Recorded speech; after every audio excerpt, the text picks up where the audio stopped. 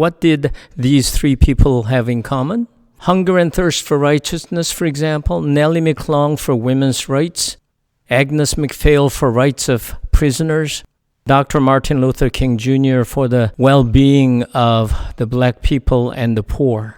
Of course, there are many others in the world before and after them, like Nelson Mandela and Mahatma Gandhi, Florence Nightingale and Dorothy Day, and many Christian missionaries, teachers, and so on and so forth, who worked because they had this hunger and thirst for righteousness.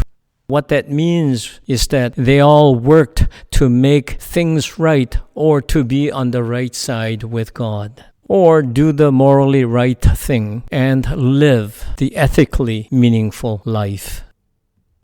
We can always easily think about those who have gone before us, those heroes who worked to make things right, or worked on God's side to make things right for everybody.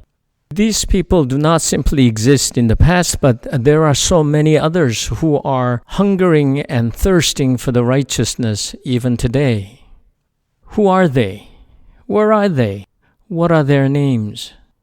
What are they doing today to make things right or live ethically and morally in this very different world where there seem to be no absolute right or wrong?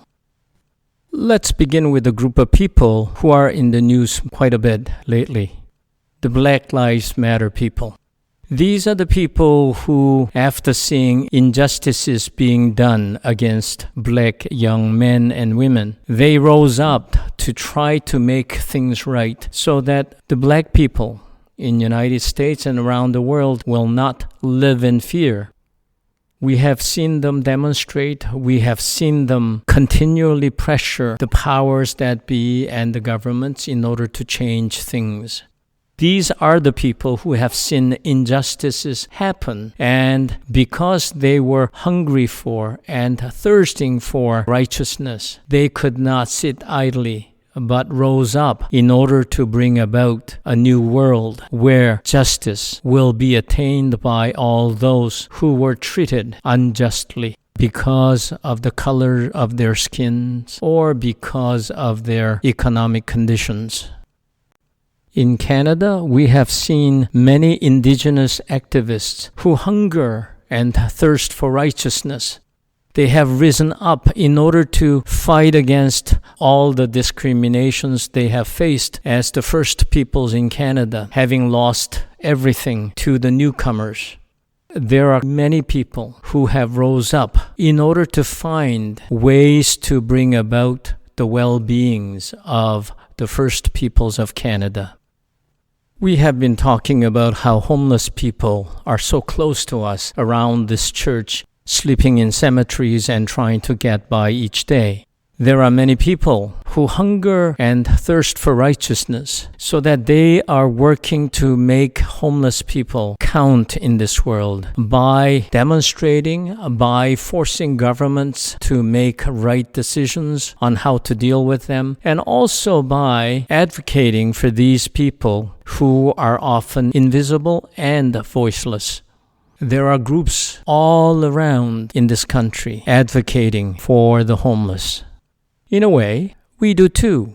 Remember, you do actually participate in the work of Evangel Hall in Toronto, which is the shelter for the homeless.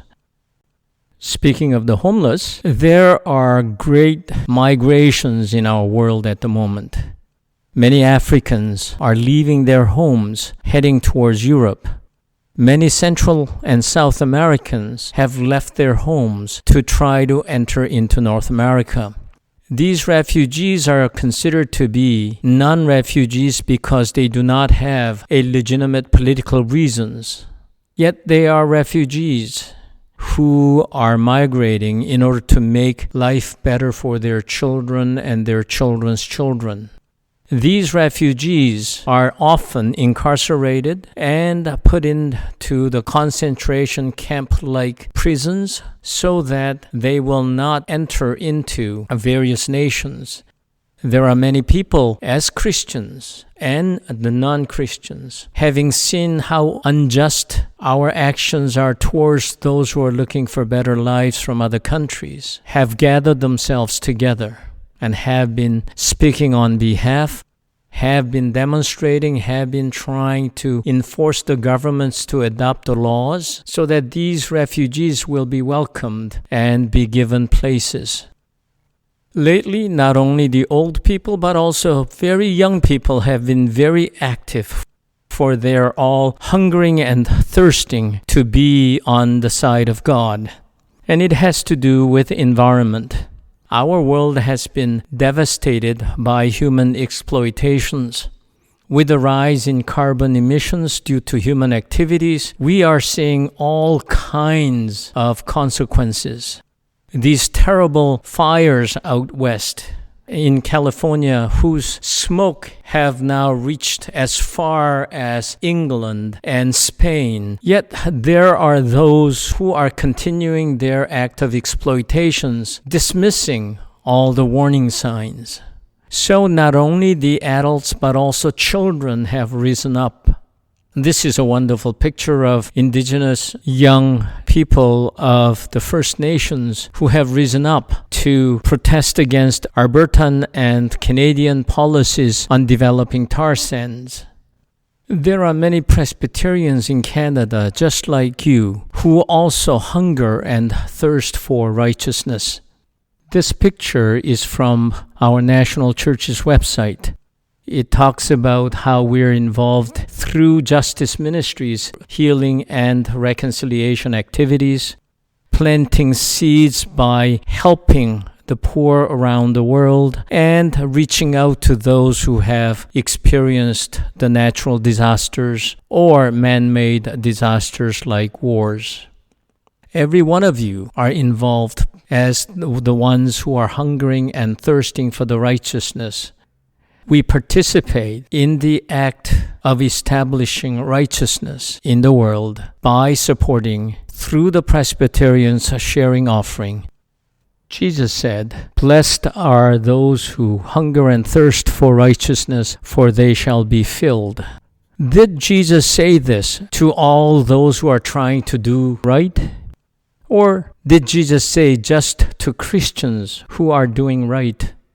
If in fact to hunger for righteousness is being morally and ethically upright, not being judgmental at all, and leading by example of being on God's side, was this blessing given and is being given to all those who are trying to do right, or just Christians?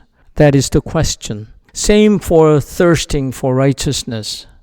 To thirst for righteousness is to love others as ourselves and fight for life against death, even if death surrounds us and is overwhelming. Because we have that commitment, without fighting it, we die. Without trying to bring back that moral rights and ethical uprightness, being on God's side, life will not mean that much. People dying won't matter to others. This is why those of us who think that God has created every human being struggles against the power of death. We do not like to see one single soul being killed. And when we think of that, know that that very sentiment of not wanting to lose one life is the basis of what hungering and thirsting for righteousness is all about. So does it matter in the end to whom this blessing is given when all of us are involved in creating the world and participating in the activities to help every human being flourish? Jesus said, "Blessed are those who hunger and thirst for righteousness, for they shall be filled." Whoever they may be, they will see the results of their work, seeing everyone flourishing in this world. And that's the blessing.